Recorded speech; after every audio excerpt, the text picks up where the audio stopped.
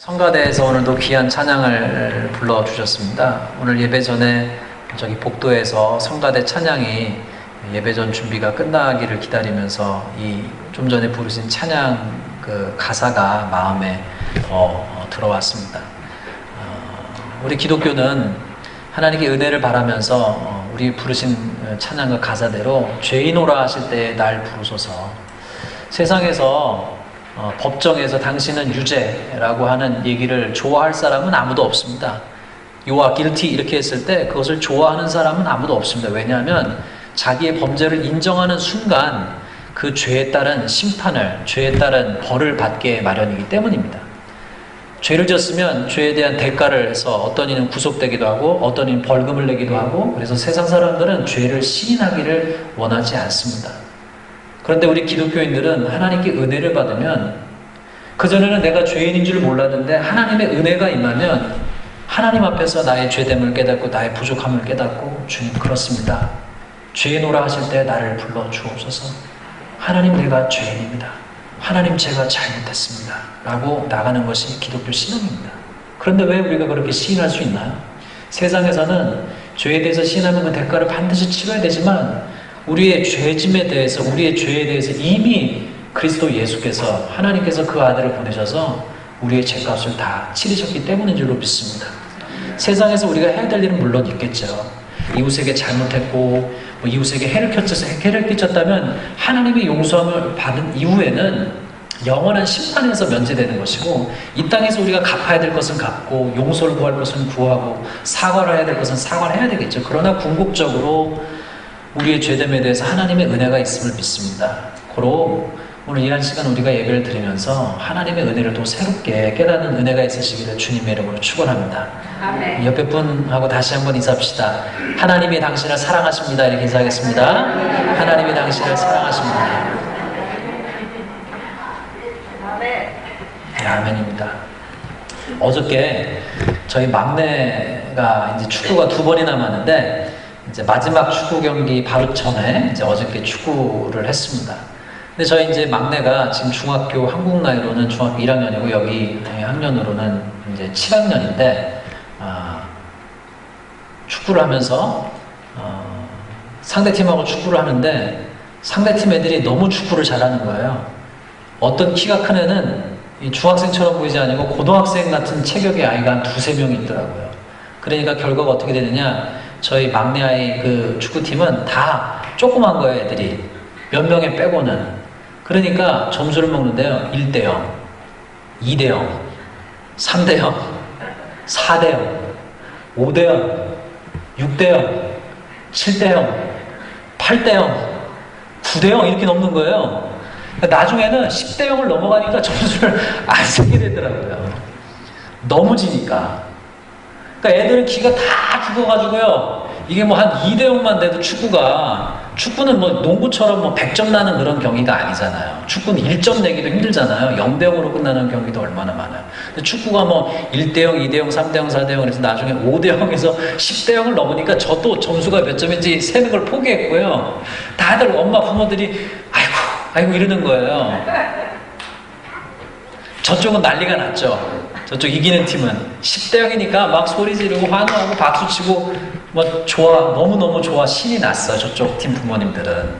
이쪽 팀 부모님들은 애들이 그렇게 되니까 이 중앙선만 좀 넘어도 막 박수를 치는 거예요. 그런데 골이 그렇게 안 들어가는 거예요. 그런데 말입니다, 갑자기 저희 막내 팀 골키퍼가 공을 뻥 찼어요. 그리고 누가 또 뻥 찼어요. 공이 하늘로 뿡 뜬 거예요.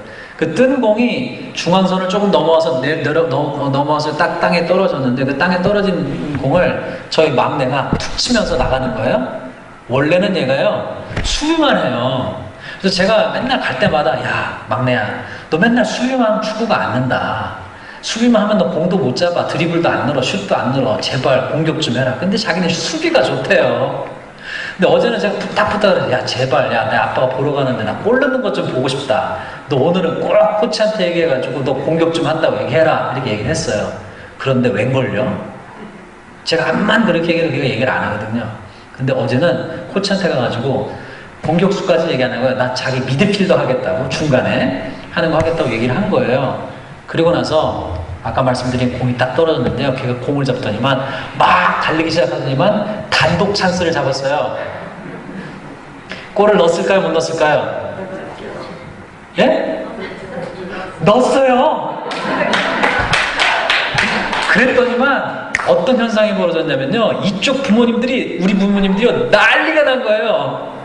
막 소리를 지르고 막 박수를 치고. 지금 몇 대 몇이에요? 10대 0 넘었는데 벌써 골 넘은 게 10골 넘게 먹었는데 그 한 골 넣었다고요. 너무너무 기뻐하는 거예요. 막 박수를 치고 막 신이 났어요. 여러분 왜 그랬을까요? 한 골밖에 못 넣었는데 저도 구경하러 간 저도 신이 났겠어요? 안 났겠어요? 신이 나죠. 처음으로 골 넣는 걸 봤으니까 얼마나 신이 났겠어요. 왜 그 부모님들이 다 그렇게 난리가 났을까? 1대 0, 2대 0, 3대 0, 4대 0, 나중에 10대 0이 넘으니 마음에 단 몇 골이라도? 한 골만이라도 좀 넣었으면 하는 마음이, 그 간절함이 있잖아요. 여러분 옛날 기억나세요? 1954년 6월 17일에 한국이요 200달러를 들고, 그 당시 200달러를 들고 46시간을 비행기를요 이리저리 갈아타고 가서 한국이 헝가리하고 축구를 했습니다. 한국 대표팀이, 월드컵 대표팀이 헝가리한테 9대 0으로 참패를 당했어요. 그리고 나서 한국이 본선에 올라가서요 16강에서 번번이 미끄러졌어요. 한 번 올라가지 못했어요. 그러다 아시는 대로 2002년에 한일 월드컵을 한국과 일본에서 개최하게 됐습니다. 한국 사람들이요 평상시에는 축구에 관중이 많지 않아도 한일전만 하면은 관중이 많고요. 월드컵만 하기 시작하면 사람들이 자다가도 밤잠을 자지 않고 월드컵 경기를 응원하잖아요. 그런데 한일전 2002년 한일 월드컵 때에 아시다시피 한국이 자국에서 시작한 이점도 있고 시차 적응할 필요도 없고 그리고 잔디도 익숙한 그런 강점도 지녔지만 그럼에도 불구하고 늘 16강 한 번 못 올라갔던 한국이요 16강 올라갔어요. 8강을 올라갔어요. 아신 대로 4강까지 올라갔습니다. 그런데 8강에 올라갔을 때요 히딩크 감독, 그 당시에 올림픽 월드컵 대표 감독을 했었던 히딩크 감독이 뭐라고 그랬어요? 8강에 올라간 직후에 사람들은요 다 이제 됐다고, 야 너무너무 우리 만족한다고, 선수들도 그렇게 됐어요. 그런데 그 히딩크 감독이 뭐라고 그랬냐? 나는 아직도 배고프다. 나는 아직도 배고프다. 다른 말로 하면 나는 아직도 간절하다. 나는 더 큰 목표가 있다. 이런 거죠. 아까 축구 경기에서 10대 빵으로 지던 아이들 부모가 단 한 골만이라도 넣었으면 하는 그 간절함, 마음의 소원, 그리고 히딩크 감독이 나는 아직 배고프다라고 했던 그 간절함이 있었던 것처럼 우리가 신앙생활 할 때도 하나님이 우리를 향해서 또 우리의 영혼이 우리를 향해서 간절함이 있습니다. 간절함이 있어야 되고 그 배고픔이 있어야 되는 줄로 믿습니다. 하나님이 약속하신 좋은 것에 대한 간절함이 있습니다. 우리 모두가, 저하고 여러분 한 사람 한 사람이 하나님께서 약속하신, 하나님께서 우리에게 주시고자 하시는, 하나님께서 우리를 향해서 우리가 정말로 받기를 원하는 하나님의 그 간절함이 우리에게도 있어야 될 줄로 믿습니다. 아멘. 시편 42편 1절 말씀에 이렇게 고백했어요. 하나님이여, 사슴이 시냇물을 찾기에 갈급함같이 내 영혼이 주를 찾기에 갈급하나이다. 오늘 설교 주제는 간단해요, 여러분. 우리 안에, 설교의 결론은 간단합니다. 우리 안에 하나님을 향한 갈급함이 일어나기를 주님으로 축원합니다. 저는 믿습니다. 우리 알릭턴 한인교회에 하나님께서 큰 부흥의 복을 주실 줄로 믿습니다. 큰 부흥의 역사를 주실 줄로 믿습니다. 하나님께서 예배당의 자리도 채우시고 아이들도 채우시고 죽은 자가 살아나고 병든 자가 병이 낫고 하나님의 놀라운 역사가 일어날 줄로 믿습니다.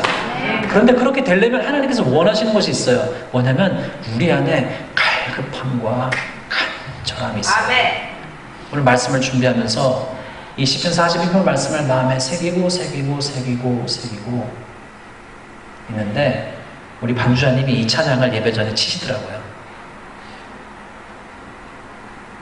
우연히 일치일지 모르지만 하나님께서 섭리 가운데 그 찬양의 멜로디가 들어오면서 오늘 이 말씀을 마음에 계속 새기면서 강단에 서기 전에 기도했거든요.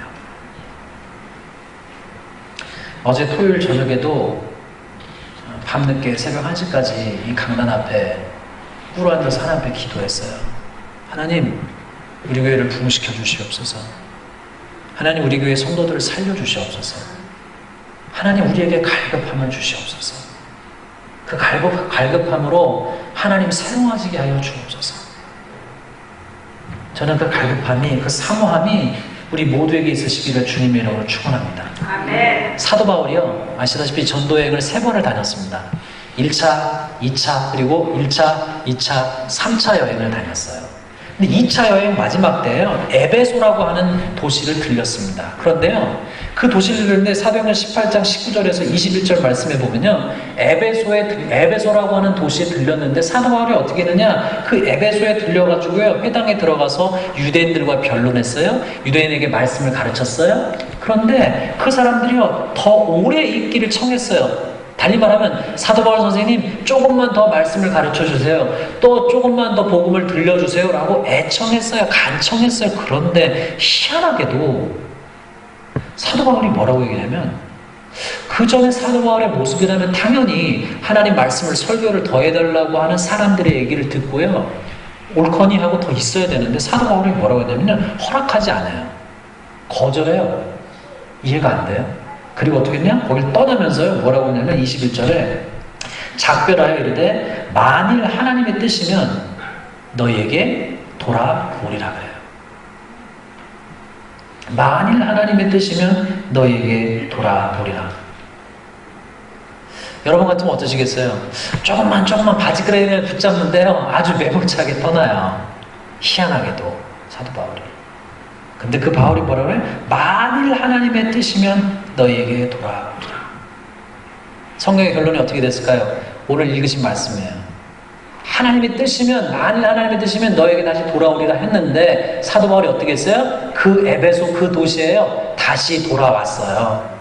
할렐루야. 아멘. 이게 무슨 얘기예요? 하나님의 뜻이기 때문에 그 도시에 다시 돌아왔다는 거예요.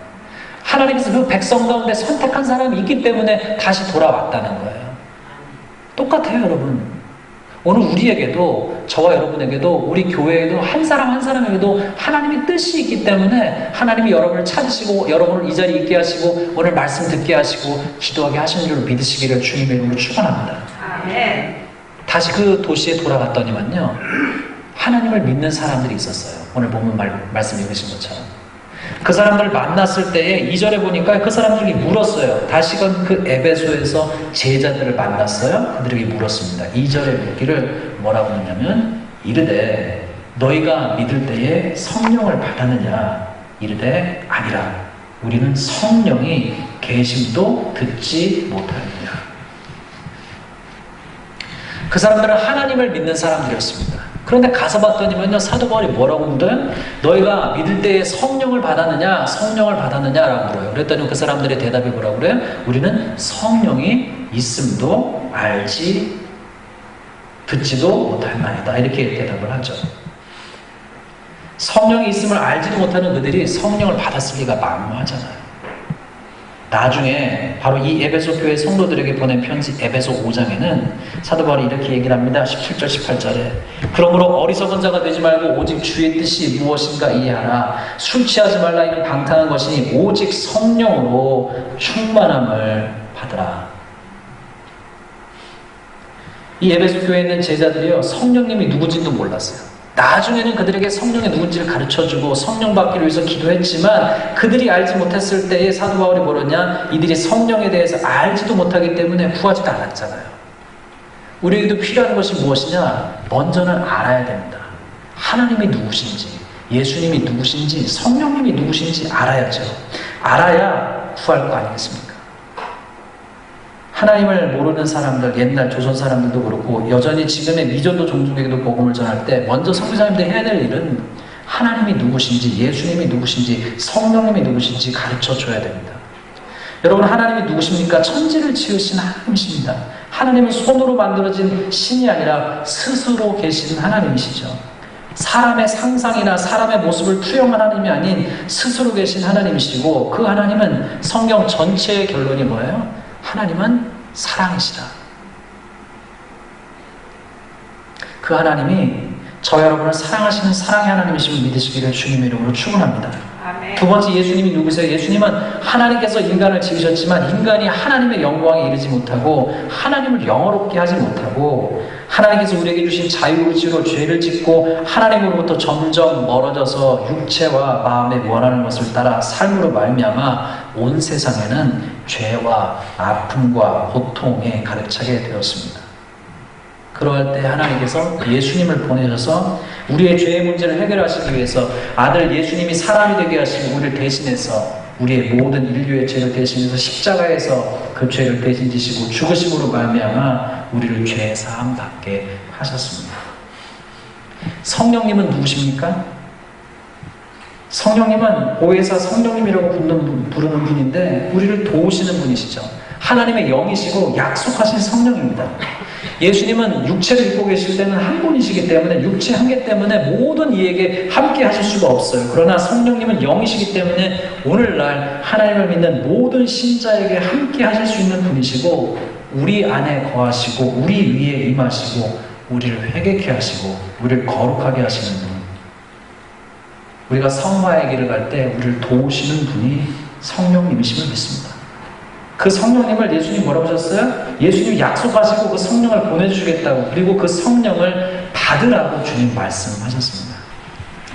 마치 아까 10대 0으로 지는 아이들에게 정말로 한 골만 그 아이들이 느기를 간절히 바랬던 부모의 마음처럼 오늘 살아계신 하나님께서는, 살아계신 예수님께서는 교회가, 성도가, 목회자가, 직분자가 하나님의 성령을 받기를 원하신 줄로 믿습니다.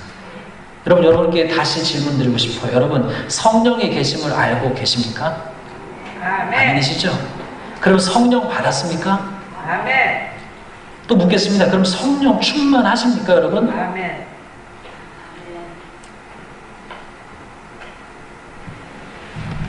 존 하이드라고 하는 선교사가 있었어요, 여러분. 인도 지방으로 선교를 가는데요. 이분이요, 선교사로 일찍 부름을 받고요, 일찍 어려서부터 신앙으로 양육을 받았어요. 그리고 사역자의 길을 걷기로 작정했습니다. 선교사로 부름을 받고 처음 선교지로 향하는 배 안에서요, 이 하이드가 하나님을 향해서 막 기도하는 열심이 있었어요. 그런데 평소에 존경하던 지인으로부터 편지 하나를 받은 거예요. 그 편지를 그 배에 있을 때 뜯어본 거예요. 근데 그 편지의 내용이 뭐였냐면 이렇게 쓰여져 있었습니다. 사랑하는 존, 잘 들어보세요. 사랑하는 존, 너가 성령으로 충만해질 때까지 너를 위해 기도를 멈추지 않을 거야. 다시 읽어드릴게요. 사랑하는 존, 너가 성령으로 충만해질 때까지 너를 위해 기도를 멈추지 않을 거야. 이 편지를 받은 다음에 이 존 하이드의 반응이 어땠냐면요, 야, 나를 위해서 성령 충만하기 위해서 기도해 주네 라고 기뻐한 게 아니고요, 정반대의 모습을 보이는 거예요. 어떻게 해요? 그 편지를요, 어떻게 해요? 화가요? 치밀어 오른 거예요. 무슨 얘기냐면 이렇게 받아들인 거예요. 내가 그러면 성령 충만하지 않다는 거야?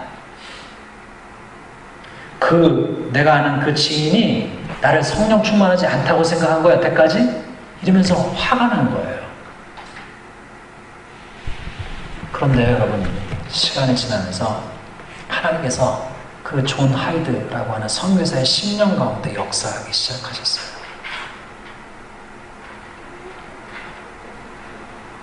그가 성령 충만하지 않다는 것을 하나님께서 깨닫게 하신 거예요. 성령 충만하기 위해서 누군가 기도해준다는 것은 그 사람을 깎아내리는 것이 아니라 정말로 큰 복임을 깨닫게 된 것이죠. 그래서 그분이 하나님께서, 하나님 나를 성령 충만케 하옵소서, 하나님 성령 충만케 하옵소서, 성령 충만케 하옵소서 기도하기 시작한 거예요. 1시간, 2시간, 3시간, 4시간 수많은 시간을 기도하기 시작한 거예요. 여러분 그거 아십니까? 기독교 역사 가운데, 기독교 역사의 여러 가지 이야기를 읽다 보면요, 부흥의 때가 있었고요, 부흥이 없었을 때가 있어요. 많은 목회자가요, 많은 성도들이요, 많은 신자들이요, 하나님 뜻대로 살고 싶어 해요.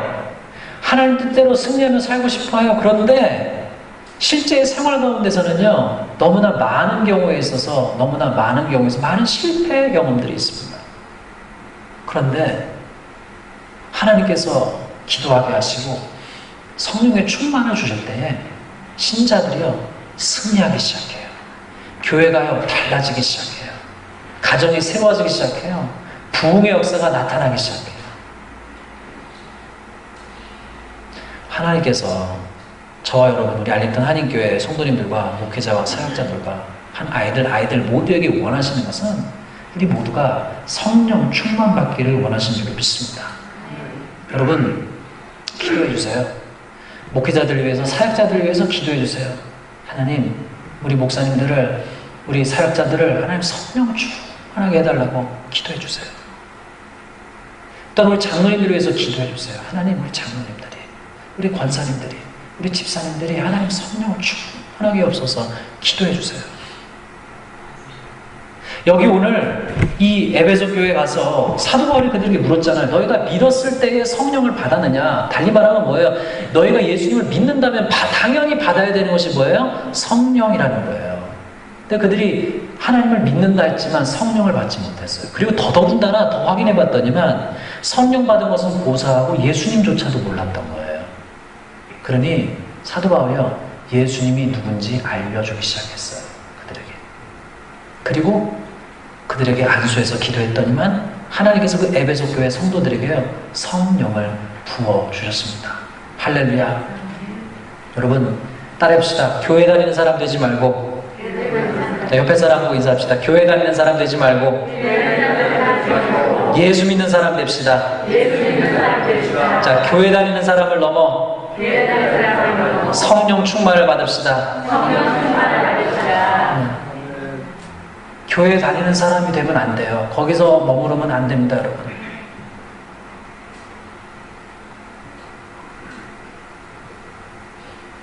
이 에베소 교회에 여러분 아시다시피 하나님께서 은혜를 주셔서 이 성도들이요, 예수님을 믿게 되고 성령을 받았어요. 그리고 성령의 충만을 받으라고 얘기했습니다. 그런데 여러분 아시다시피 요한계시록 2장 1절부터 7절에 가면요, 이 에베소 교회에 하나님께서 책망을 주세요. 예수님이 책망을 주세요. 잘한 것도 칭찬도 하셨습니다. 그들이 잘했던 것은 그들의 인내와 그들이 악한 자를 용납하지 않은 것을 칭찬해 주셨어요. 그런데 그들을 책망하신 것을 뭘 책망하셨냐면 요한계시록 말씀 2장 4절에 보니 그러나 너를 책망할 것이 있나니 너의 처음 사랑을 버렸느니라. 그러므로 어디서 떨었는지를 생각하고 회개하여 처음 행위를 가지라. 여러분 한번 가만히 생각해 보세요. 오늘 이 예배를 드리시는 분들 가운데는 이미 예수님을 믿고 교회 생활을 한 지 수십 년이 넘는 분도 계십니다. 그러나 오늘 예배를 드리는 분 가운데는 하나님 앞에 나온 지 정말 몇 달 안 되는 분들도 계세요. 근데 여러분 두 가지로 묻고 싶습니다. 첫 번째는 이미 신앙생활을 오래 하신 분들에게 묻고 싶어요. 한번 생각해 보세요. 언제가 여러분이 하나님을 향하여, 예수님을 향하여 여러분의 마음이 가장 뜨거웠던 적이 언제였습니까? 하나님을 향하여 가장 순수했던 시절이 어디예요? 언제? 오늘 주보의 말씀을 보시면 야고보서 말씀이 적혀 있습니다. 야고보서 말씀에 주님 뭐라고 하셨어요? 하나님을 가까이 하라. 그러면 하나님이 너를 가까이 하시리라. 성령의 은혜가 떨어지면 점점점 하나님으로부터 멀어져요. 우리가 예배 생활로부터 멀어지고, 기도 생활로부터 멀어지고, 은혜 생활로부터 멀어지고, 사랑도 떨어지고, 겉모습은 하나님 앞에서 신자인데 능력도 잃어버려지고 사랑도 잃어버려지고 참 하나님의 권능도 잃어버리지는 참 힘없는 그리스도인이 돼요. 그건 성도님만 그런 게 아니에요. 목회자도 그래요. 사역자도 그래요. 선교사도 그래요. 선교사도 그래요. 하나님 원하시는 것이 뭐예요? 너의 처음 사랑을 버렸느니라 처음 행위를 가지라라고 말씀하신 하나님은 그들이 하나님 앞에 나오기를 원합니다. 두 번째로는 아직 하나님을 깊이 모르시는, 예수님을 깊이 모르시는, 성령님을 모르시는 분들에게는 이렇게 우리가 해야 되겠습니다. 우리가 그분들을 위해서 기도해야 돼요, 여러분. 왜냐하면 오늘도 사도 바울이 그 에베소 교회에 가서 그 선교지를 막 다니면서 그가 했던 것이 뭐예요? 선교지의 사람들 향한 애끓는 마음이 있었어요. 하나님께서 어떻게 역사하십니까? 하나님께서 믿지 않은 사람을 어떻게 믿게 하세요? 그냥 하나님이 그냥 하셔도 돼요. 그런데 하나님은 사람을 통해서 하십니다. 왜요? 누군가를 통해서 하세요. 왜요? 하나님이 쓰시는 방법은 뭐예요? 복음을 만난 사람이 복음의 방법으로 복음을 전하게 하세요. 온 마음으로 온 몸으로 복음을 만난 사람들이 또 다른 누군가를 향해서 복음의 증거자가 되기를 원하십니다. 하나님 원하시는 것이 뭐예요? 저와 여러분이 먼저 믿는 우리가 아직 예수님을 알지 못하는 이를 위해서 정말로 눈물로 기도하는 간절함이 있어야 될 줄로 믿습니다. 아멘. 여러분 아까 다시 얘기로 돌아가시죠. 1대0, 2대0, 3대0, 4대0, 10대0. 우리가 이 세상을 살아가면서 믿는 그리스도인임에도 불구하고요, 그렇게 질 때가 있어요. 하나님 원하시는 것은 그게 아니잖아요. 하나님은요, 우리가 이기길 원하세요. 일어서길 원하세요. 다시 승리하길 원하세요. 그래서 우리가 일어서서 하나님의 도우심 가운데, 성령의 도우심 가운데, 성령의 충만을 받아 우리가 한 골을 넣고요, 두 골을 넣고요, 세 골을 넣고요, 다시 일어서서 싸워서 승리하는 하나님의 사람이 되기를 원하시는 줄 믿습니다. 사랑하는 알림탕 한인교회 성도 여러분, 오늘 주님 뭐라고 말씀하셨어요? 믿을 때 너희가 성령을 받았느냐? 여러분 성령을 받으십시다. 성령의 충만을 사모하십시다. 하나님 앞에서 간절히 구하십시다. 그래서 하나님께서 여러분 한 사람 한 사람을 통해서 교회를 회복시키시고 가정을 회복시키시고 여러분의 사람들을 회복시키시는 그 역사가 우리 통해서 나타나시기를 주님의 이름으로 축원합니다. 아멘. 기도하겠습니다.